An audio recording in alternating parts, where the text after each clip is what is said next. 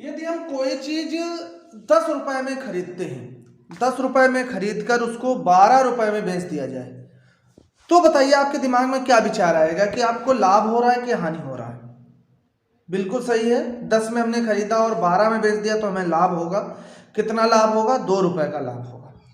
यही चीज अगर हम 15 रुपए की खरीद के 14 रुपए में बेच देते तो हमें हानि हो जाती। कितनी हानि होती? 1 रुपए की हानि होती। तो बिल्कुल आज हमारा यही टॉपिक है, प्रॉफिट एंड लॉस, और इसी तरह के क्वेश्चन मिलेंगे तो बहुत ही अच्छी तरीके से हम लोग सीखने वाले हैं। तो देखते हैं, पहले इसके बारे में जान लेते हैं कि क्या है। सबसे पहले इसमें हमें मिलेगा क्रय मूल्य। क्या मिलेगा? क्रय मूल्य, जिसको हम बोलेंगे कॉस्ट प्राइस। क्या बोलेंगे? Cost price. कॉस्ट प्राइस का मतलब क्या होगा? जिस मूल्य पर वस्तु खरीदी जाती है, वस्तु खरीदी जाती है। जैसे हमने 10 रुपए में खरीदा और 12 में बेच दिया तो 10 रुपए हमारा क्रय मूल्य हो गया। अब अगर हम क्रय मूल्य के प्रतिशत की बात करें तो क्रय मूल्य हमेशा 100% होगा। कितने परसेंट होगा? 100% होगा। जैसा कि हम आपको बता चुके हैं कि परसेंटेज जो होता है वो न्यू है। परसेंटेज इसके पहले पढ़ाया जा चुका है, जिन लोगों ने नहीं देखा हो तो वो प्लेलिस्ट में जाके परसेंटेज के पूरे वीडियोज एक साथ में हैं और वो जाके वहां पे देख लेंगे और उसके बाद इसको देखेंगे। ये भी बिना फार्मूले के हम आपको पढ़ाएंगे, किसी भी फार्मूले का यूज नहीं होगा और ट्रिक से भी कम समय में आप इसको कर पाएंगे, तो इसलिए साथ में लगे रहिएगा। इसमें आपको 10 क्वेश्चन देखने को मिलेंगे और 10 क्वेश्चन जो होंगे, 10 क्वेश्चन में कम से कम आपको 5 या 6 प्रकार देखने को मिलेंगे, तो इसलिए हम लोग एंड तक देखते रहेंगे। तो देखते हैं अब दूसरा क्या होगा। यहाँ पे हमें होगा विक्रय मूल्य। क्या होगा?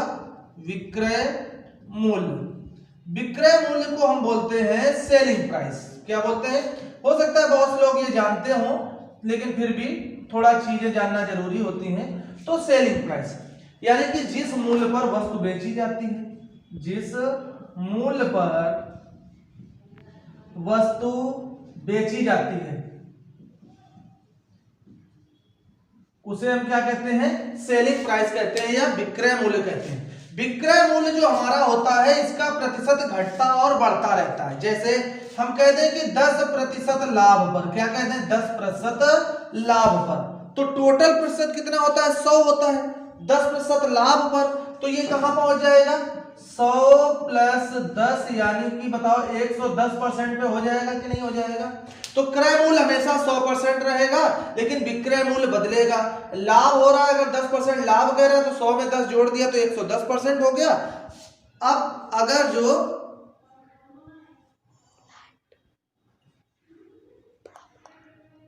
बंद है कि चालू है, तो हमने देखा कि अगर हमें 10% लाभ हो रहा है तो 100 प्लस 10 यानी कि 110%। इसमें विक्रय मूल्य दूसरे तरीके से भी कह सकता है, कहते 15% हानि, 15% हानि। परसेंटेज को हम लोग जो भी कॉन्सेप्ट है वो प्रसत्ता में अच्छे से सीख चुके हैं, इसलिए यहाँ पे कोई दिक्कत होने वाली नहीं। तो क्या हो जाएगा बताओ? 100 माइनस 15 हो जाएगा, तो ये कितना बन जाएगा? 85% बन जाएगा। तो हमें लाभ का भी कॉन्सेप्ट मालूम है, हानि का भी कॉन्सेप्ट मालूम है। लाभ होगा तो प्लस हो जाता है, परसेंटेज 100 से ऊपर निकल जाता है, हानि होता है तो 100 के नीचे रह जाता है। क्रय मूल्य हमेशा 100% होता है। ये कुछ चीजें ऐसी हैं जो हम पिछले टर्म पे सीख चुके हैं, जो हमें जानकारियां हैं। ये बेसिक भी जानकारियां हैं, कोई ऐसा स्टूडेंट यहाँ पे नहीं बैठा होगा जिसको ये जानकारी ना हो। अब देखते हैं जरा, लाभ निकालना हो तो क्या होगा। जैसे हमने बताया कि 10 रुपए में खरीदा, 12 में बेच दिया, तो क्रय मूल्य कम था, विक्रय मूल्य ज्यादा था, तभी तो लाभ हुआ। तो लाभ बराबर क्या हमारा बनता है? विक्रय मूल्य। विक्रय मूल्य माइनस क्या होता है? क्रय मूल्य। बोलो, ऐसे ही तो होगा। अब हानि वाले में हमने बताया कि हमने 15 रुपए में खरीदा और 14 में बेच दिया, तो क्रय मूल्य 15 है और विक्रय मूल्य 14 है। तो जब क्रय मूल्य बड़ा होगा, विक्रय मूल्य छोटा होगा, तब हानि होगी, और जब क्रय मूल्य छोटा होगा, विक्रय मूल्य बड़ा होगा तो लाभ होगा। कम में खरीदें, ज्यादा में बेच दें तो लाभ, ज्यादा में खरीदें, कम में बेच दें तो हानि। बिल्कुल सिंपल सा है। तो हानि बराबर क्या होगा, जल्दी से बताओ? ये हो जाएगा क्रय मूल्य माइनस विक्रय मूल्य। फिलहाल मैंने अभी तक आपको ऐसी कोई चीज नहीं बताई है जो आपको याद करनी हो, जो आपको लर्न करनी पड़े, क्योंकि सब कुछ आपको बेसिक पता है, हम लोग बचपन से व्यवहारिकता में सीखते रहे। दो फार्मूले लेकिन हम आपको याद करवाएंगे यहाँ पे, ये आपको याद करके रखने पड़ेंगे और फिर धीरे धीरे आपका कॉन्सेप्ट क्लियर हो जाएगा। अगर हमसे पूछ दिया जाए लाभ प्रतिशत, क्या पूछा जाए, लाभ प्रतिशत यानी कि प्रॉफिट परसेंट पूछ दिया जाए, लाभ को हम लोग यहाँ पे प्रॉफिट कहेंगे, इसी को गेन भी कहते हैं और हानि को लॉस कहते हैं। तो लाभ प्रतिशत के लिए क्या करेंगे, ये आपको रट के रखना, लाभ गुणा 100 और बटे क्रय मूल्य, बटे क्या होगा, क्रय मूल्य।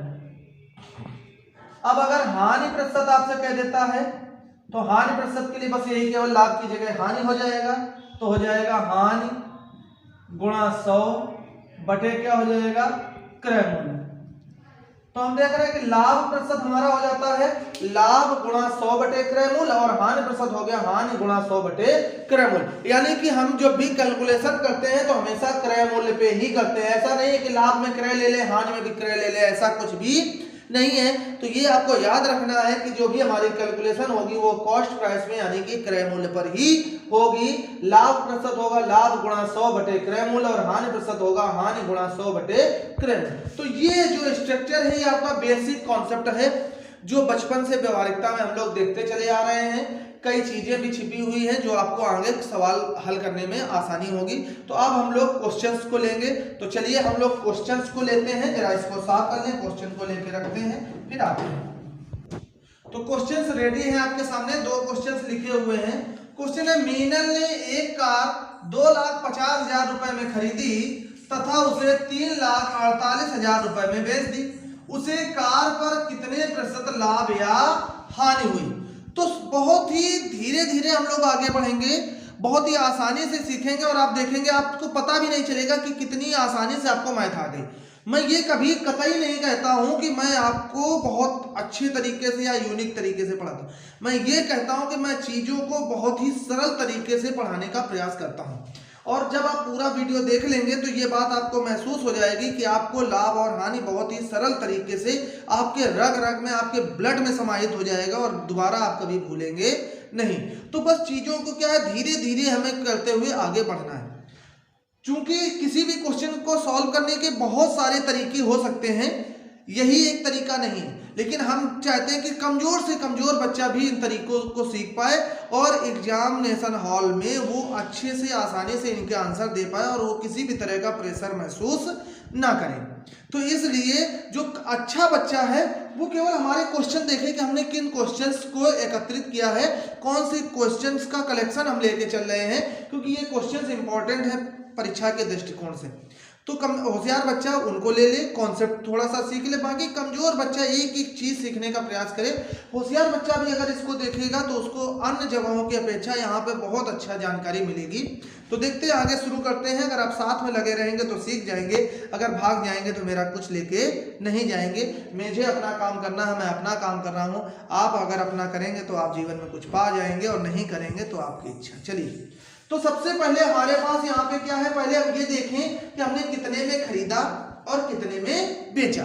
क्योंकि जब खरीदने और बेचने का हमें पता चल जाएगा तो क्रय मूल्य और विक्रय मूल्य पता चल जाएगा और फिर हम बता पाएंगे कि हमें लाभ हो रहा है या हानि हो रही है। तो जब लाभ या हानि का हम निर्धारण कर लेंगे तब उसके बाद हमें बताना होगा कि कितने प्रतिशत लाभ या कितने प्रतिशत हानि हुई।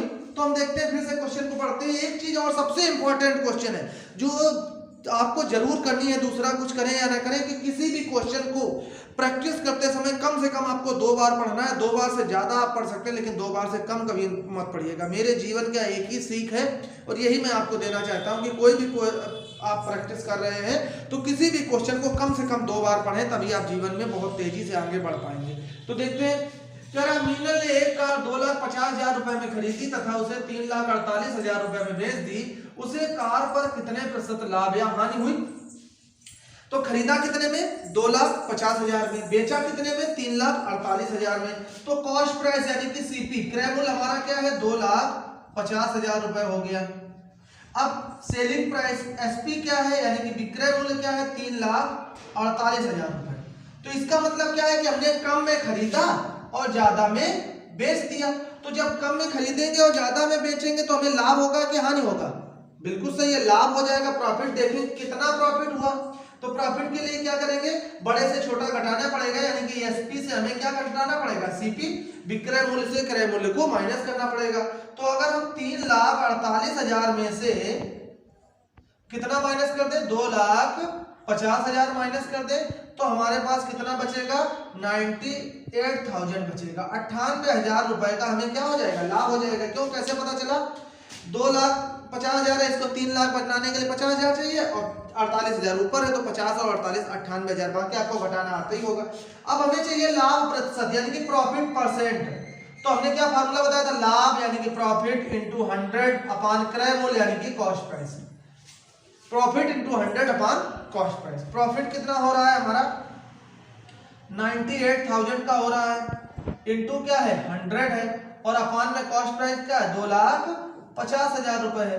सबसे पहले हम प्रयास करेंगे जीरो से जीरो को काटने का, तो 1 0 2 0 3 0 4 0, ऊपर कितना 1 0 2 0 3 0 4 0 कट गया। अब 5 से काटेंगे तो 5 25, यहाँ काट लो, 5 एकम 5, 4 बचा 48 हो गया, 5 9 45 हो गया, फिर 3 बचा 30 हो गया, तो 5 छक्का 30, तो ये क्या आया 196/5। अभी फिर कटेगा तो 5 3 15 हो गया, 4 बचा 46 हो गया, 5 9 45 हो गया। अब 1 बचा, नहीं जाएगा तो दशमलव लगा लेंगे, तो 10 हो जाएगा, तो 5 दूनी 10, भाग देना आप लोगों को आता होगा। तो प्रॉफिट हमें कितने परसेंट का हो जाएगा, लाभ कितने परसेंट का होगा, 39.2% का होगा। धीरे धीरे आगे बढ़ेंगे, समझ में आ गया होगा। कम समझ में आया तो एक दोबारा और इसको देख लीजिएगा, क्लियर हो जाएगा। अब हम लोग आगे बढ़ते हैं अगले क्वेश्चन पे। एक साइकिल को 1,960 रुपए में खरीद कर 1,862 रुपए में बेचे जाने पर कितने प्रतिशत लाभ या हानि होगी। कह रहा है कोई साइकिल है जिसको हमने 1,960 रुपए में खरीदा, जिस मूल्य पे खरीदते हैं उसको क्या बोलते हैं, बिल्कुल सही, उसको सीपी बोलते हैं। सीपी हमारा है 1,960 रुपए, फिर बेचा कितने में 1,862 रुपए में, तो एसपी हमारा कितना है, एसपी है 1,862 रुपए हो गया। तो अब जरा ये बताओ सीपी बड़ा है कि एसपी, हमने कम में खरीदा है, ज्यादा में बेचा है, ज्यादा में खरीदा कम में बेचा, तो हमने बिल्कुल से ज्यादा में खरीद रखा और कम में बेच रहे हैं, तो हमें लाभ होगा कि हानि होगा, हानि होगा, लॉस हो गया। कितना लॉस हुआ जरा देख लेते हैं, लॉस क्या आएगा, तो सीपी से एसपी माइनस कर देंगे, तो क्या आएगा 1,960 माइनस कितना 1,862, तो हमें लॉस कितना हुआ 98 रुपए का लॉस हो गया। कितने रुपए का लॉस हुआ, 98 रुपए की हानि। जब हमें हानि पता चल गई तो अब हम हानि परसेंट निकालेंगे, यानी कि लॉस परसेंट निकालेंगे। क्या फार्मूला होता है, हानि गुणा 100 बटे क्रय मूल्य, तो क्या लिखा loss into 100 upon CP. Loss कितना 98 का इंटू क्या 100।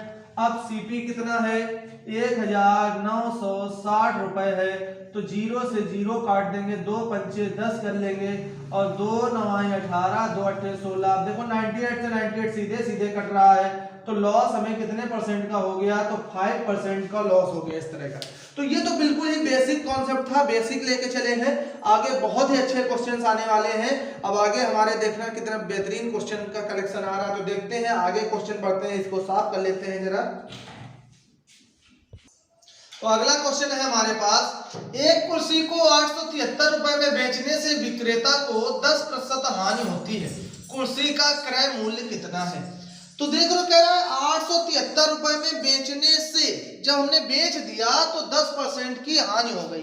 टोटल परसेंट कितना होता है 100% होता है। 10% का लॉस हो गया तो कितने परसेंट बचा, 100 में 10 कम हो जाएगा तो 90% बचेगा। तो 90% किसके बराबर होगा, 873 के बराबर होगा। कह रहा है कुर्सी का क्रय मूल्य कितना, यानी कि 100% हमें निकालना है। फिर से देखते हैं, कह रहा है एक कुर्सी को 873 रुपए में बेचने से, जब हमने 873 रुपए में बेचा तो विक्रेता को क्या हुआ 10% की हानि हो गई। टोटल परसेंट होता है 100, 10% की हानि हो गई तो 100 में 10 माइनस हो जाएगा तो 90 बचेगा। अगर यही कह देता 5% का लाभ हो रहा है तो 100 में 5 जोड़ देते 105 हो जाता है। क्लियर है, हम बार बार कह रहे हैं कि अगर आपने हमारा प्रतिशत का टॉपिक नहीं देखा है तो प्लेलिस्ट में जाके पहले उसको देख लीजिएगा, तब इसको देखिएगा तो ये आपको अच्छे से समझ में आएगा। तो चलिए देखते हैं, क्या करेंगे हम 100 में 10 माइनस कर देंगे तो कितना बचेगा 90% बचेगा। बचेगा कि नहीं? तो क्या लिखेंगे कि 90% बराबर है किसके 873 के। तो क्रय मूल्य पूछा है, क्रय मूल्य कितना होता है 100% होता है। 100% किसके बराबर होगा?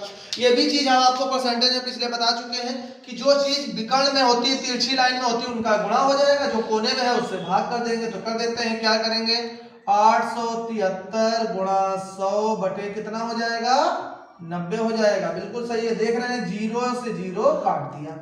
अब 9 से 10 नहीं कटेगा तो देखते हैं 9 से 873 कटता है क्या? जोड़ लें 8 और 7 कितना 15, 15 में 3 गया 18। तो जब हमने नंबर सिस्टम पढ़ाया था उसमें आपको डिविजिबिलिटी रूल पढ़ाया था, जिसमें बताया गया है कि अगर कोई संख्या 9 से कटेगी तो उसके लिए क्या होना चाहिए कि उसके सभी अंकों का योगफल 9 से कटना चाहिए।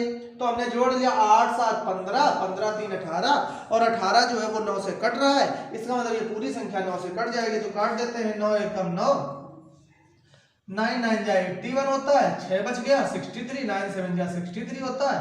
तो ये हमारा आ गया 97 गुणा 10, 10 का गुणा करेंगे तो सीधे सीधे आ जाएगा 970 रुपए।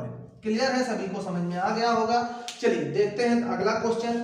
कह रहे हैं आदित्य ने एक गाय 8,580 रुपए में बेचकर 4% लाभ कमाया।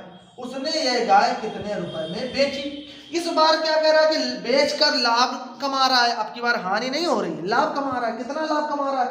4% का लाभ कमा रहा है। तो टोटल परसेंट 100 होता है, 4% आपको प्रॉफिट हो गया, यानी कि 104% हो जाएगा। बोलो हो जाएगा कि नहीं? तो अब ये जो 8,580 है जो बेचने पे मिला है, ये आपके 104% के बराबर हो जाएगा। क्या करेंगे 100 में 4 जोड़ देंगे तो हो जाएगा 104। तो क्या किया हमने यहाँ पे 100 प्लस कर लिया 4, तो ये कितना आया 104। तो वही क्या लिखेंगे 104% बराबर है किसके 8,580 के।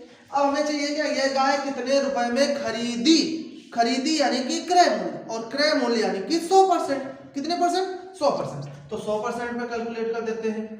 तो 100% किसके बराबर होगा? क्या लिखेंगे 8,580 गुणा 100 बटे कितना 104। आपको हम बता चुके हैं कि जो तिरछी लाइन में होता है उनका गुणा होता है, जो कोने में होता है उससे भाग कर देते हैं। तो अब जरा ध्यान देते हैं, काटते हैं इसको। देखो कटेगा 2 से, अगर 4 से काटो, 4 से काटोगे तो ये 25 हो जाएगा, 4 से काटोगे तो ये 4 दूनी 8, 4 6 24।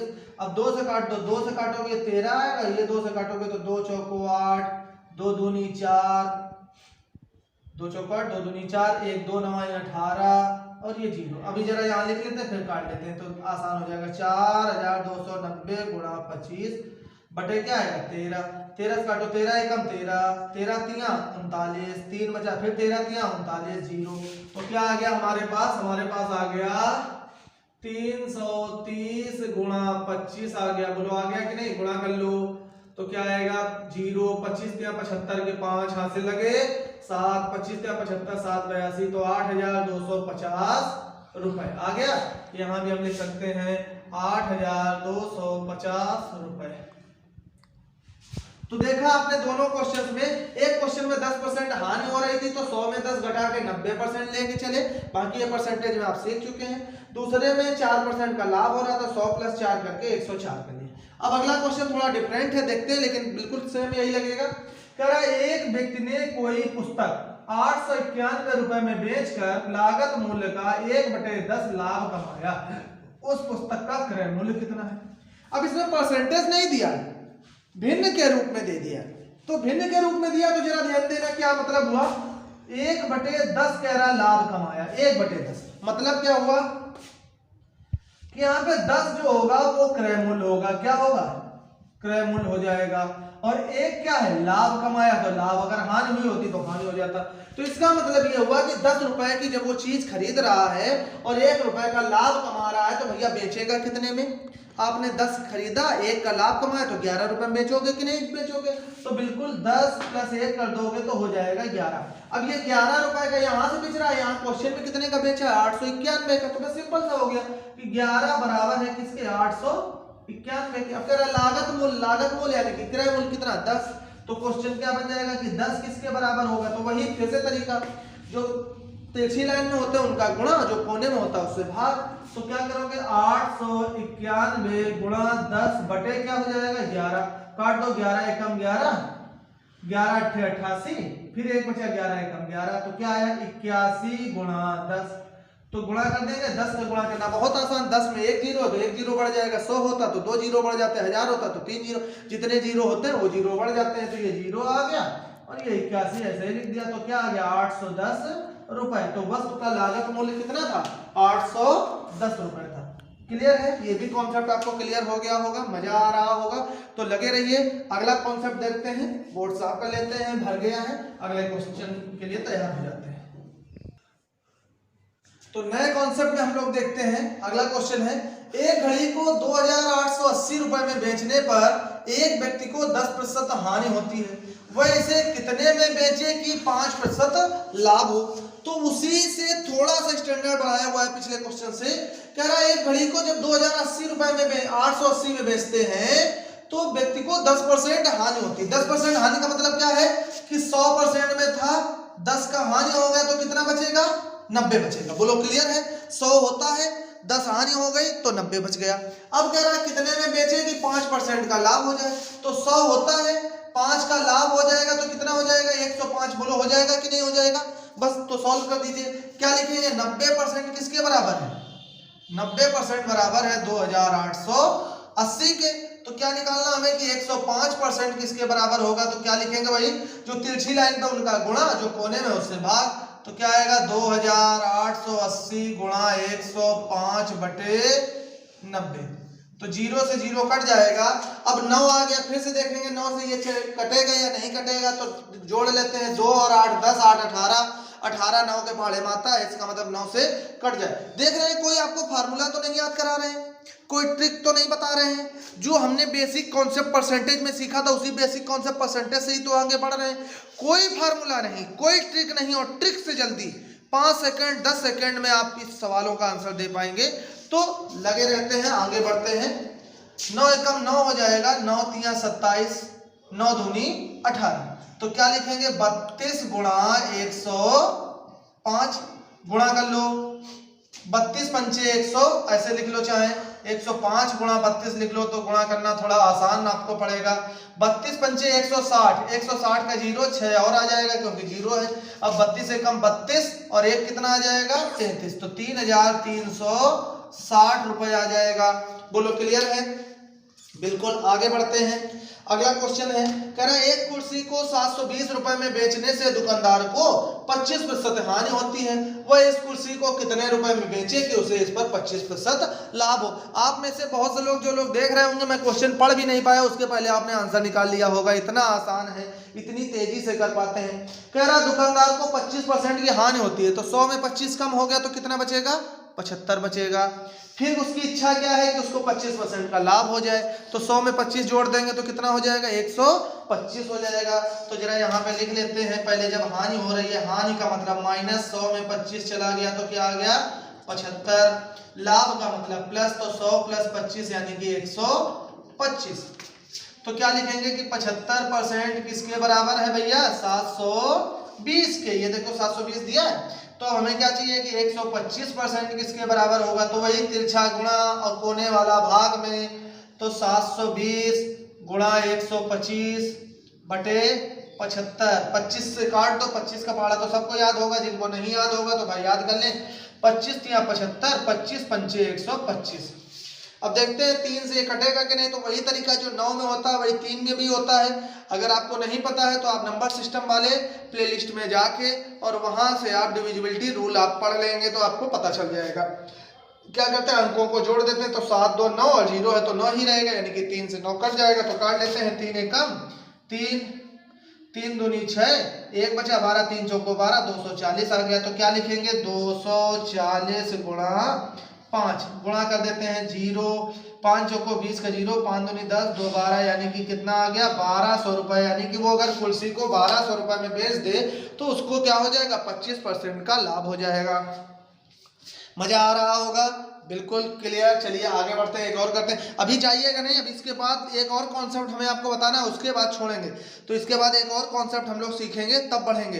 तो इसलिए पहले इस क्वेश्चन को सॉल्व करते हैं। कई लोगों ने तो सॉल्व भी कर लिया होगा, हम भी सॉल्व कर लेते हैं। उसके बाद एक कॉन्सेप्ट के 2 सवाल ही केवल और बचे हुए। हमने कहा था 10 क्वेश्चन कराएंगे, 5 हो चुके थे, 3 ये 8 और 2 और बचे हैं, 10 हो जाएंगे। उसके बाद फिर नेक्स्ट वीडियो में आएगा।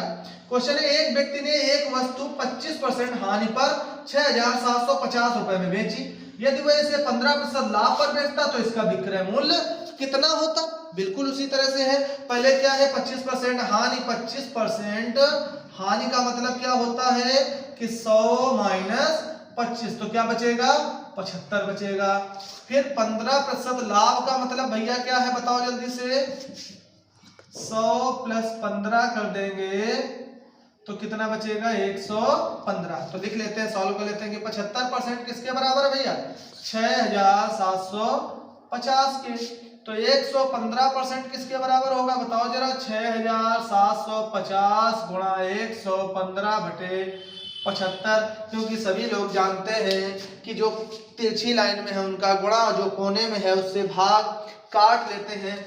अब देखो, वैसे तो हम 75 से भी काट सकते हैं, लेकिन आप 75 से ना काटो तो ऐसे छोटा करके काट लो। 5 से काटोगे तो 5 एकम 5, कितना बचेगा? 25, 15 75 होता ही है। यहाँ 5 से काट दो, 5 एकम 5, 1 बचा 17 हो गया, 5 तिया 15 हो गया, 2 पचम 25 और ये 0। अब 15 से काट दो, 15 एकम 15, 15 9 135, तो 90 हो गया। तो क्या लिखोगे? 115 गुणा कितना लिखने वाले हो? 90 लिखने वाले हो। ये 0 आ गया। 9 बना 45 के 5 हासिल लगा 4, 9 एकम 9, 4 13 हासिल लगा 1, 9 एकम 9 1 10। तो 10,350 रुपए आ गए। बोलो क्लियर है कि नहीं? क्लियर है। गुणा फिर से देख लो, 0 हो गया।